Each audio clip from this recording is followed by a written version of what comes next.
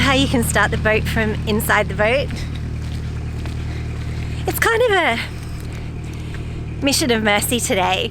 We have to get to some bins.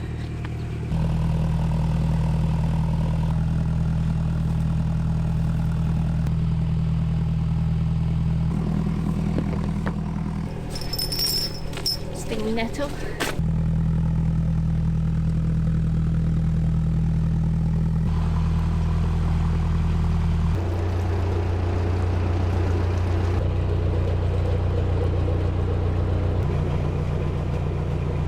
Hello and welcome to the Narrowboat Experience. Morning. Today we are travelling along the Stratford Upon Avon Canal towards Stratford Upon Avon.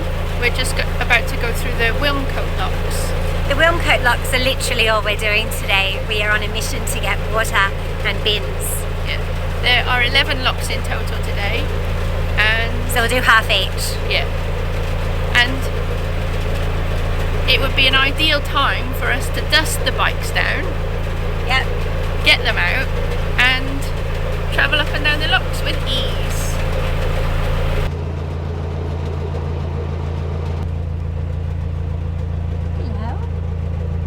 Whilst we've been moored up for the past 2 days at the visitor moorings at Wilmcote, we've noticed an increase in traffic going past because the rules regarding leisure boating have been relaxed, which is really great. Yes. And as a result, the locks that we're about to go through have had a good old run through the last few days. Being cleaned out of silt, we're hoping. And the downside of that is that the pound that we're in now, which is actually quite a long pound from the last lock to the top of Wilmcote, feels a little bit lower than it was when we moored up. Yes. So unfortunately that means I have to go at a lot slower speed to get to the locks, because otherwise, even on my usual kind of cruising speed for this kind of length of pound, was making a breaking wash because the water is so shallow. So I've slowed right down Because, casually sneaking up on the locks. Because you know, if you've seen some of our previous videos, we talk a lot about people thinking that they're going to go faster in shallow pounds if they use more revs, but actually all it does is pulls your stern down and makes you go slower, and you use more diesel. And as you know, we don't use a lot of diesel, having just done our figures last week. So that's a tip for you guys. Don't speed through the canals when they're shallow. Especially because of the breaking wash damages the banks. Yes, it does. So like we said, we are coming up to a flight of locks, and it is really helpful to use your bikes going down or up a flight of locks. You might have seen us do that already. We'll put a link up here to when we use them at Hardy Big. However, I'm going to just do a quick little flashback to last week. Look how much more space I've got. I had an idea the other day about how much more room I'd have if I didn't have two folding bikes in here, and this is the result. We advertised them on Facebook and sold them really quickly, and we're really happy to have the space. So let me know in the comments whether you would think that you would prefer to have a bike or an abundance of space for storage. I know which one I prefer.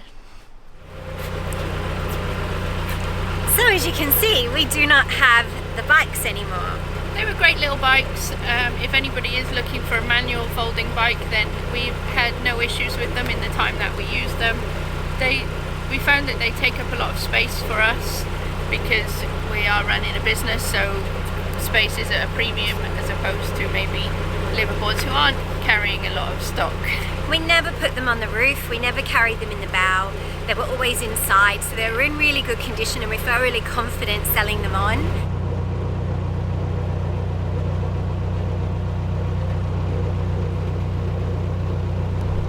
Alright, bridge number 60. We definitely bumped bridge number 60.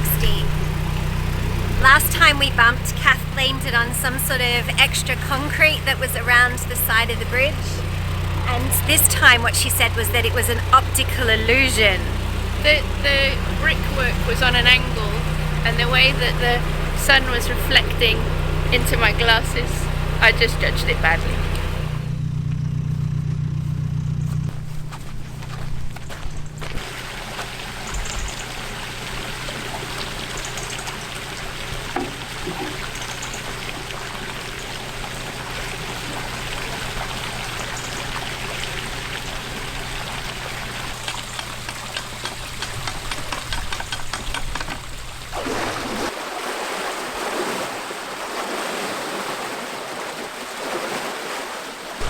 So the plan for doing the locks on foot is kind of quite like how we always do them.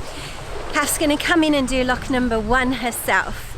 I'm going to go down to number 2 and set it, and then when she comes out of lock number 1, I'm just going to walk back and shut the gates, and she's going to be able to cruise straight into lock number 2, and we're kind of just going to leapfrog each other down the canal that way.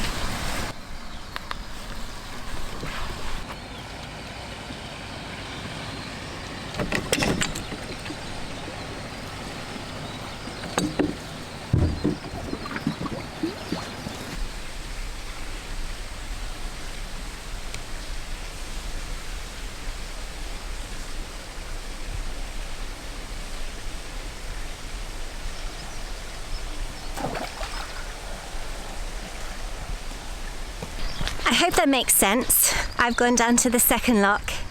The gate's open now, and I'm coming back up to the first lock. Kath's already got the gate open.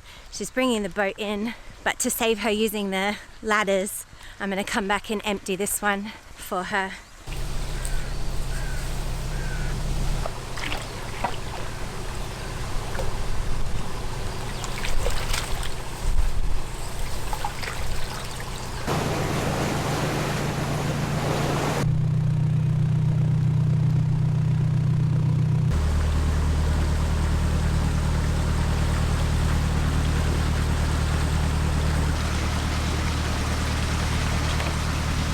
That gate just closed itself. Somebody did tell us to watch out for strange lock happenings. Kath is now in lock 2. I've shut lock 1. I'm walking past lock 2, and I'm going to arrive at lock 3 and set the gate, and then come back to lock 2 and shut the gate. It's awesome exercise. People often ask us, so how much exercise can you actually get on a narrowboat? I've done a bit of Tai Chi on the narrowboat, and especially on the new one where there's extra room. I've done a little bit of yoga. You can definitely do some stretching inside the boat, but mostly what we do is a lot of walks. We like to moor up somewhere, and then usually that day we'll go out for a really long walk, and then the next day and the next day. So this part of towpath, we've been moored up in the 2-day mooring, and we've been down here about 4 times because it's actually a really lovely walk. So today we are trying to share the lock work as much as possible. So Anna Marie's setting the locks and leaving the door open, so I drive in. I basically take the boat down while she's getting the next one ready. She comes up in time to shut this door when I leave. And we'll swap halfway round, because typically if you are just doing one job or the other, one of you will get lots of exercise and one of you will get very little. So I prefer to share the locks because it means that I get off the boat and get to do some exercise. Because if Anna Marie does too much walking during the day between locks and stuff, then she doesn't really want to go for a walk necessarily later when I haven't had any exercise. And we like to go for walks together because it gives us a good opportunity to chat and brainstorm and all kinds of good stuff like that. That being said, the kind of fitness level that you need as a helmsperson varies depending on how much work you're planning on doing. If you're going to just stand at the back of the boat and let your crew do all of the locks and that kind of stuff, then really you just need to be able to stand for long periods of time, and you need to be able to get on and off the boat. You also do need a degree of strength to operate the paddles, to wind up or down the paddles, and also to open the lock gates. They're not light. However, you really don't need to push them like you see some people really fighting with them.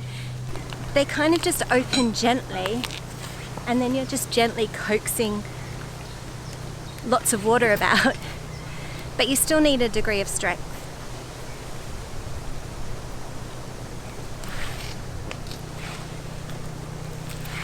The other thing that you have to be prepared to do as a helmsperson is climb up and down the stairs of the lock ladders.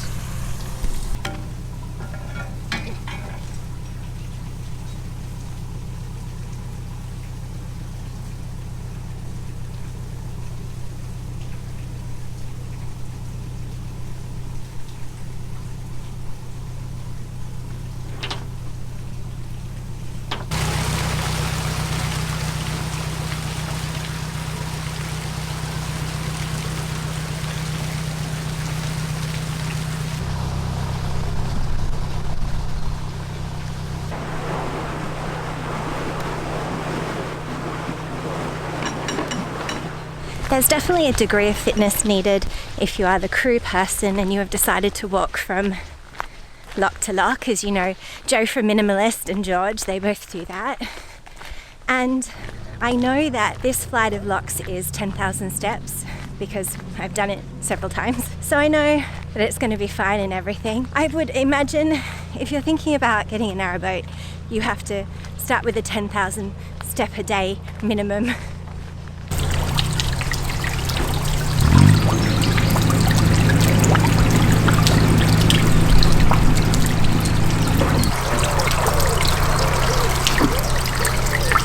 We're at lock number 5 and we have our top tip, which is if there's 2 of you, share the responsibilities. Yeah.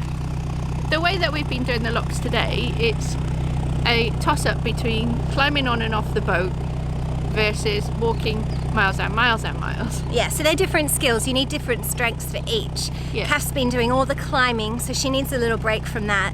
And I've been doing all the walking, so I'm going to have a bit of a change of pace. Yeah, so Yeah. I'm excited to see how this turns out. As I said, we walked down here the other day, and from the mooring at Wilmcote, top of Wilmcote locks, down to the water point and back was about 10,000 steps.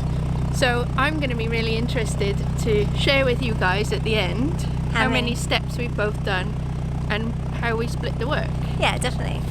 Not my most ladylike descent onto the boat, but I definitely did it. And it was fine and everything. It's just about getting the right angles and the right kind of foot placement and practice. We are firm believers that everybody on the boat should know how to do every job. You can get really good at a job, but you need to know how to get on and off your boat. I find it quite fun as well, climbing on and off it, because it's like when you're a kid and you used to like to climb on tractors or something like that. It's a little bit of difference.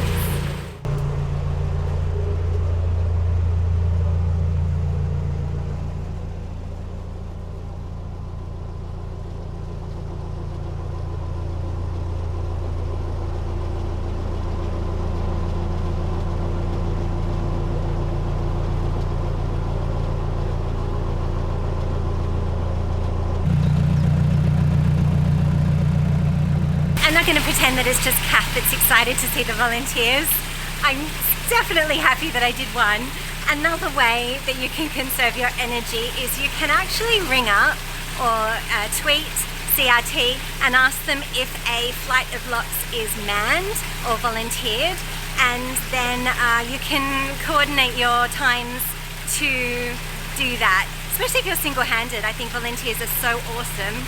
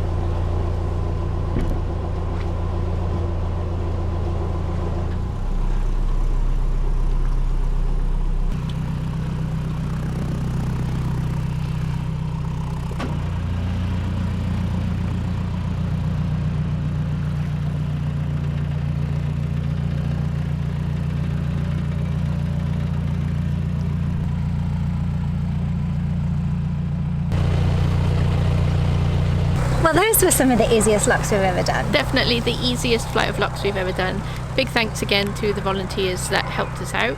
Yes. Unfortunately, it did mean that I got a little bit less exercise than I was hoping to.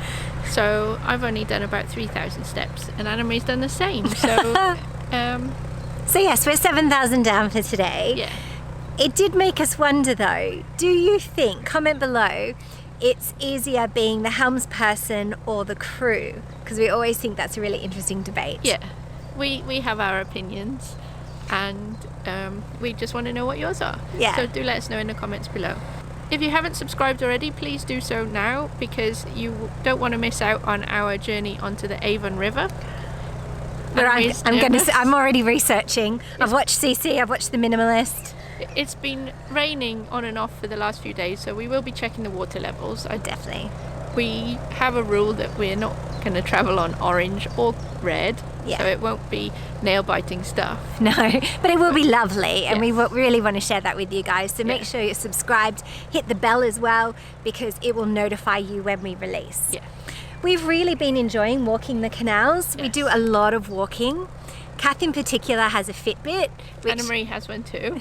which is really helpful to keep They- track. I found them recently, and they're now charging as we speak, so that we can wear them. And if you're interested in having a steps competition with us, then let us know in the comments below, and we will provide our Fitbit username for you guys so that you can be our Fitbit friends. That'd be awesome. All right, guys, thank you so much for watching, and we will see you next week. Bye. Bye.